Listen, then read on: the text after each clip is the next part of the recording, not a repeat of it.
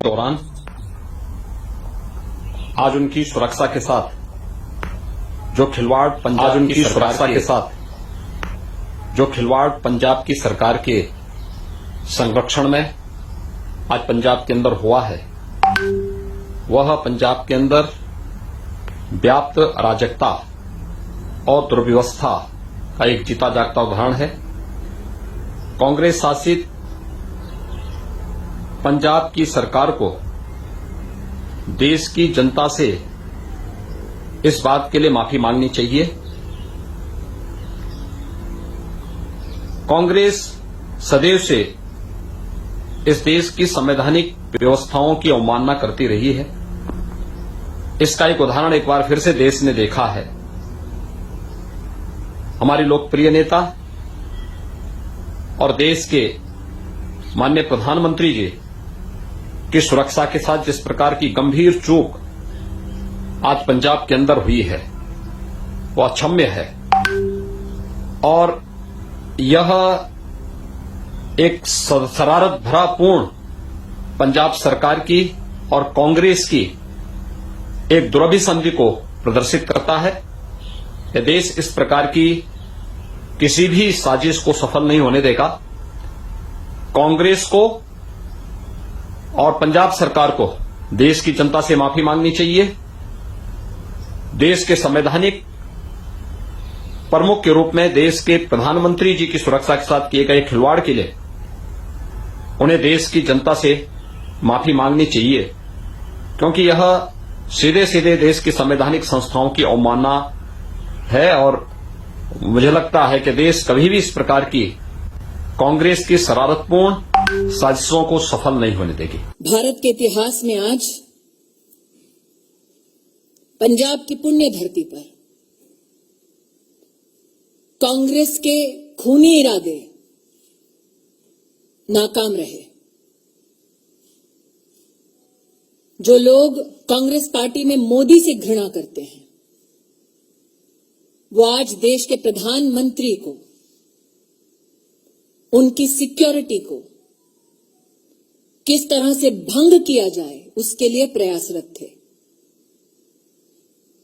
जो आक्रोश आप मुझमें और सुधांशु जी में देख रहे हैं, वो मात्र हमारे राजनीतिक संगठन तक सीमित नहीं है। हमने बार बार कहा, नफरत मोदी से कांग्रेस को है, हिसाब हिंदुस्तान से और हिंदुस्तान के प्रधानमंत्री से ना कीजिए। पंजाब सरकार को, कांग्रेस को आज जवाब देना होगा। प्रधानमंत्री किस रूट से एक स्थल पर पहुंचते हैं,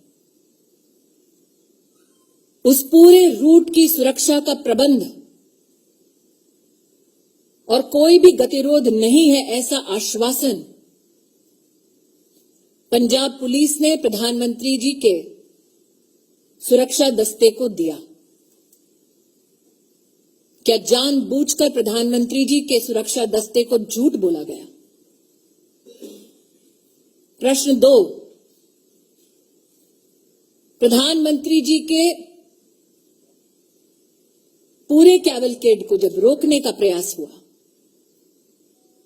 20 मिनट तक जब उनकी सुरक्षा भंग की गई, जिन लोगों ने प्रधानमंत्री की सुरक्षा को भंग किया, उन लोगों को प्रधानमंत्री की गाड़ी के पास तक, उस स्थल तक किसने और कैसे पहुंचाया? क्योंकि हिंदुस्तान में हर नागरिक जानता है कि प्रधानमंत्री की इस वक्त की मूवमेंट कहां, कब, कैसे हो रही है, यह साधारणतः जानकारी उपलब्ध नहीं होती।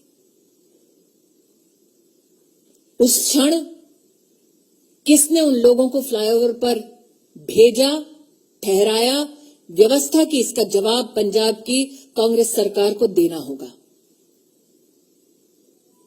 इस घटनाक्रम के दौरान कांग्रेस के युवा नेतृत्व ने जोश का, उत्सव का इजहार किया। किस बात का उत्सव है उनका, किस बात का जोश है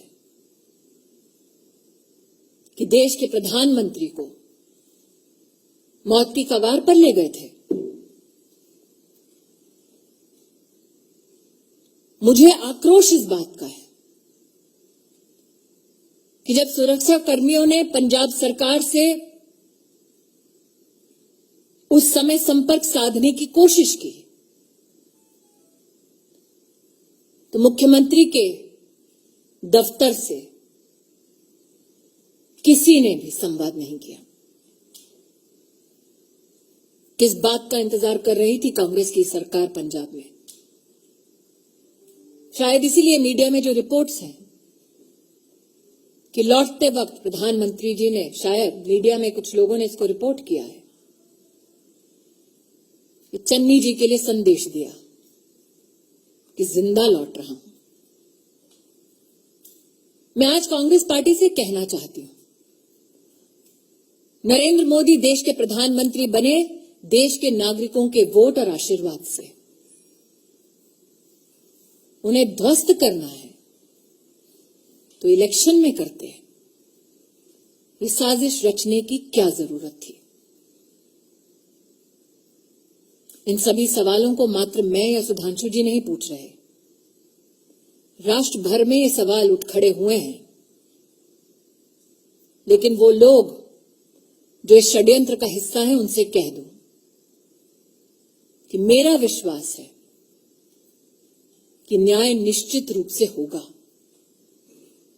बैर मोदी से है, लेकिन देश के प्रधानमंत्री का बाल बांका करने की ये साजिश, इस साजिश को देश